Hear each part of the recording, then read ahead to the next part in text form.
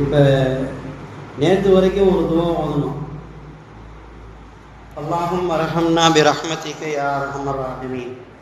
கிருபையில் ரஹ்மானே எங்கள் மீது கிருபை செய்வாயாக அப்படின்னு ஓதணும். இன்றைக்கி 11வது இரவு வந்துருச்சு. நோன்பு 10 வரைக்கும் ரஹ்மத்துடைய 10, 10லேருந்து 20 வரைக்கும் மஃபிரத்துடைய 10, 20லேருந்து 30 வரைக்கும் இத்துக்கும் மினன்னார் நரக விடுதலைன்னு சொல்லி ரசூலுல்லாஹ் சொன்னாங்க. அப்போ அதனால் நேற்று வரைக்கும் ரஹ்மத்து கேட்டோம். அல்லாஹும் அரஹம்னா பி ரஹ்மதிக யா அர்ஹமர் ராஹிமீன், யா அல்லாஹ் எங்களுக்கு கிருபை செய்வாயாக அப்படின்னு. இன்னைக்கு மகரிபிலிருந்து கேட்க வேண்டிய துவா சொல்லுங்க. அல்லாஹும்ம மஃபிர் லனா பி மஃபிரதிக யா காஃபிரல் முதினிபீன். பாவங்களை மன்னிக்கக்கூடியவனே, எங்களுடைய பாவங்களை மன்னித்தருள்வாயாக. இதை இந்த 10 நாளைக்கு கேட்கணும். எப்போல்லாம் நேரம் கிடைக்குதோ, பரலான தொழுகையில் நம்ம நேரம் கிடைக்கும் போதெல்லாம் என்ன செய்யணும், இதை கேட்கணும். வருஷம் பூரா பாவமன்னிப்பு கேட்கணும், அது வேற. ஆனால் குறிப்பாக இந்த 10 நாளில் எல்லாம் பாவங்களை மன்னிக்கிறதுக்கு முதல் வாசலில் முதல் வானத்தில் இறங்கி என்கிட்ட பாவமணி கேட்குறாங்க யாராவது இருக்காங்களான்னு கேட்குறான். அவனே கேட்கும்போது கேட்கலன்னா யாருக்கு நஷ்டம்? இன்னும் சொன்னாங்க ரசூலுல்லாஹ், குல்லு மணி ஆதம கத்தாவும், ஒவ்வொரு ஆதமுடைய மகனும் தப்பு செய்கிறவன் தான். தப்பு செய்யாமல் எவனும் இருக்க முடியாது. எந்த யோக்கியன்னு என்ன செய்வான்? ஒன்று பகிரங்கமாக செய்வான், இல்லாட்டி ஒளிவு மறைவாக செய்வான். ஆக தப்பு செய்கிறவன் தான். அது சொன்னாங்க 90% பேர் தப்பு செய்கிறான் ஊரில் அப்படின்னா, 10% பேர் 10% தெரியாமல் செய்கிறான். அதான் உண்மை. 90% பேர் வெளிப்படையாக செய்வான், 10% பேர் போத்திக்கிட்டு செய்வான். ஆக தப்பு செய்யாதான் யாரும் இல்லை. ரசூலுல்லாஹ் சொன்னாங்க பாருங்க, குல்லு மணி ஆதம ஹத்தாவும், ஆதமுடைய மகன் ஒவ்வொருத்தரும் தவறு செய்கிறவன் தான். ஆனால் ஹைருல் ஆதமி தவ்வாபுண்டா, சிறந்தவன் யாருன்னு சொன்னால் தப்பு செஞ்ச உடனே அதுக்கு பாவ மன்னிப்பு தேடுறவன் சிறந்தவன். நான் அடிக்கடி சொல்லியிருக்கேன், ஒரு முஸ்லீம் பாவம் செய்ய மாட்டார், துணிஞ்சு செய்ய மாட்டார். அப்படியே துணிஞ்சு செஞ்சிட்டான்னு சொன்னால் செஞ்ச உடனே அவரோட உள்ளத்தில் ஒரு உறுத்தல் வரும். செஞ்சிட்டமே, இந்த தப்பு யாரும் பார்க்கல, ஆனால் செஞ்சிட்டமேன்னு ஒரு உறுத்தல் வரும் பாருங்க. அதுதான் ஈமானுடைய அடையாளம். இப்போ அந்த உறுத்தல் இருக்குன்னு சொன்னால் நம்மள்ட்ட ஈமான் இருக்குன்னு என்ன செய்யலாம்? நம்மளே ஒரு டெஸ்ட் பண்ணி ஜெயிச்சிடலாம். எதுவுமே இல்லை, தப்பும் செஞ்சுட்டேன், தொழுவுற அளவுக்காக வைக்கக்கலாம் வாங்குற மாட்டுக்காக. அது தொழுவுறது பள்ளியாசில் தாங்க. இதை அங்கேருந்து 2 கிலோ இழுத்து போட்டேன்னு சொன்னால் அது மாட்டுக்கு தானே திர வேணும், எனக்கா திருண்ணேன் அப்படிமா சில பேர். பாவம் செய்கிறதுல துணிச்சல். இவனை எல்லாம் மன்னிக்கவே மாட்டான், இவன் எல்லாம் ஏறெடுத்து கூட பார்க்க மாட்டான். இப்போ நம்மள்ட்ட எல்லாம் ஓரளவு என்ன இருக்குது, ஈமான் இருக்கிறதுனால தப்பு செஞ்சால் உடனே அந்த உறுத்தல் வரும். செஞ்சிட்டோமே. அப்போ என்ன செய்வான்? யாருக்கும் தெரியாமல் அல்லாட்டே அல்லா என்னை மன்னிச்சிரு, தெரியாமல் செஞ்சுட்டேன். எங்கே இருந்தாலும் சரி, பாவமன்னிப்புக்காக பள்ளியாசலுக்கு தான் வரணும்னு அவசியமே இல்லை. கடை வீதியிலே இருக்கும், ஒரு தப்பு நிகழ்ந்துருச்சு, ஒரு வார்த்தையோ ஒரு பேச்சோ ஏதோ ஒன்று நடந்துச்சு. உடனே என்ன செய்யணும்? மனசுக்குள்ள அஸ்தக்ஃபிருல்லாஹ், யா அல்லாஹ் என் பாவத்தை மன்னிச்சிரு, தெரியாமல் செஞ்சுட்டேன், உன்னையை தவிர யாரும் மன்னிக்கிறவன் இல்லை அப்படின்னு கேட்கணும். அப்போ அப்படி கேட்டோம்னு சொன்னால் நம்ம ஈமானில் நம்மளுடைய உறுத்தல் இருக்குது. நம்மள்ட்ட அல்ஹம்துலில்லாஹ் அல்லாஹ்வுடைய பார்வை நம்ம மேலே படுதுன்னு அர்த்தம்.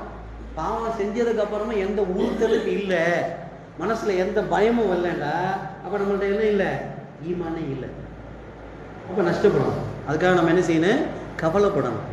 யாரெல்லாம் ஈமான் இல்லாமல் இருக்கனே, மற்றவங்க மாதிரி நானும் ஆகிட்டேனே. பேருக்கு தானே முஸ்லீமு, ரேஷன் கார்டில் ஆதார் அட்டையில் இதில் தானே முஸ்லீம் பேர் இருக்குது, உண்மை ஒரிஜினலாக அல்லாட்ட பேர் இல்லையேன்னு சொல்லி வருத்தப்படணும். ரேஷன் கார்டில் எல்லாருக்கும் தான் பேர் இருக்குது, ஆதார் அட்டையில் எல்லாருக்கும் தான் பேர் இருக்குது. பேரை பார்த்தோன்னு முஸ்லீம்னு சொல்லிடுவான். உண்மை முஸ்லீம் எதில் இருக்கான்? உள்ளத்தில் ஈமான் இருந்தால் தான். உள்ளத்தில் அல்லாஹ் எங்கே இருந்தாலும் என்னை பார்த்துக்கிட்டு இருக்கான். இன்னொன்று சொல்லுவாங்க, பாத்ரூம் போகிறோம்.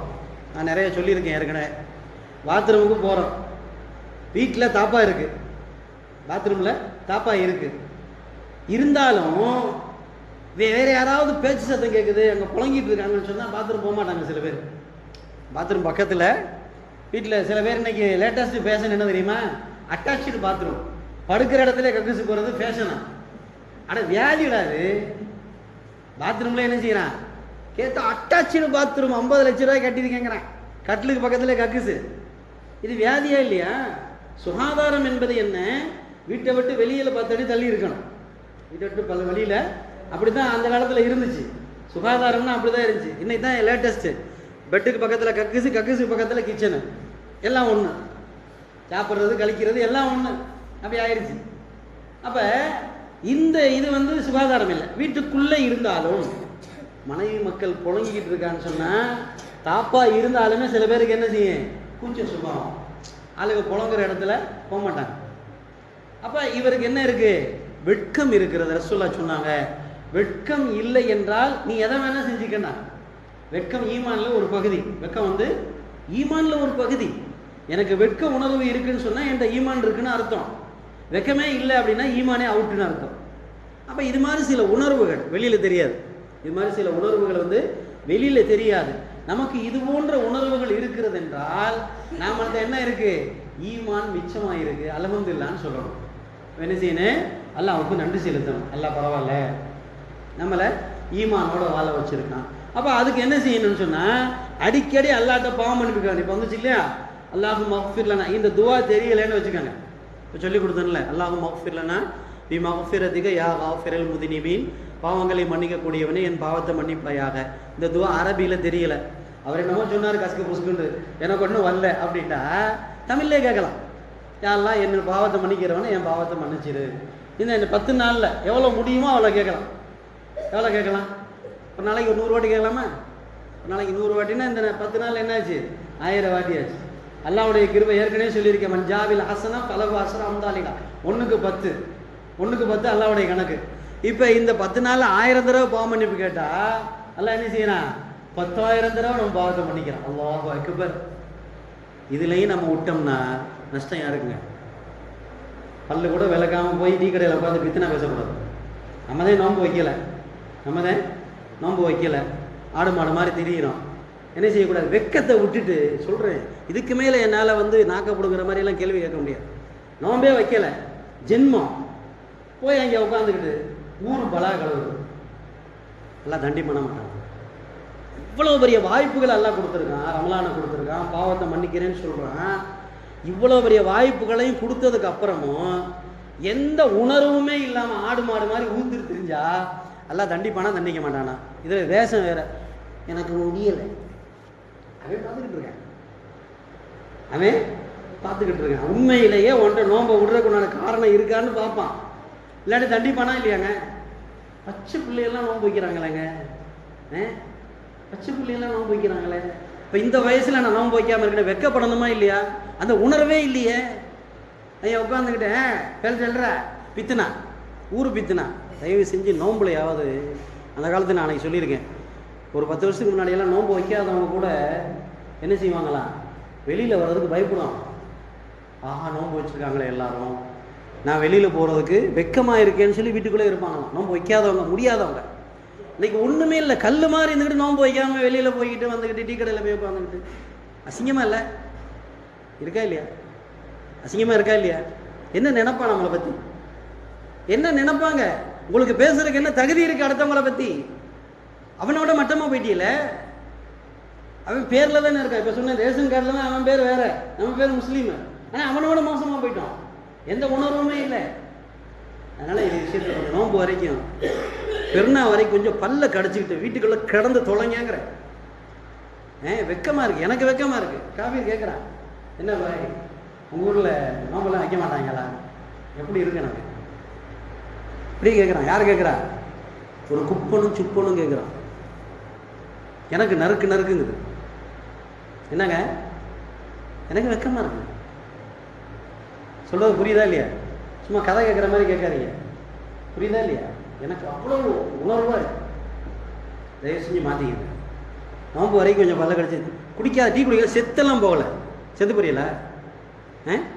இல்லை வீட்டில் போடாமல் இருக்காங்களா? சொல்லவா, வீட்டில் கூப்பிட்டு சொல்லவா? இந்த மாதிரி வெக்கத்தை வாங்குறாங்க, மானம் போகுது எனக்கு, சொல்லவா? இதை விட மோசமாக எப்படிங்க பேச முடியும்? அல்லாஹ் நம்மளெல்லாம் பாதுகாக்கணும். இந்த மாதத்துலையாவது அல்லாஹ்வுடைய நெருக்கத்தை பெறுவதற்கு முயற்சி செய்யுங்க. ஆமீன். அல்ஹம்துலில்லாஹி ரப்பில் ஆலமீன். அல்லாஹும்ம ஸல்லி அலா சய்யிதினா முஹம்மதின் வ அலா ஆலி சய்யிதினா முஹம்மதின் வ பாரிக் வ ஸல்லிம் அலைஹி. اللهم اغفر لنا ذنوبنا خطايانا كلها يا رب العالمين. ربنا آتنا في الدنيا حسنة وفي الآخرة حسنة وقنا عذاب النار. صلى الله وسلم على سيدنا محمد وعلى آله وصحبه أجمعين والحمد لله رب العالمين. صلى الله على محمد صلى الله عليه وسلم. صلى الله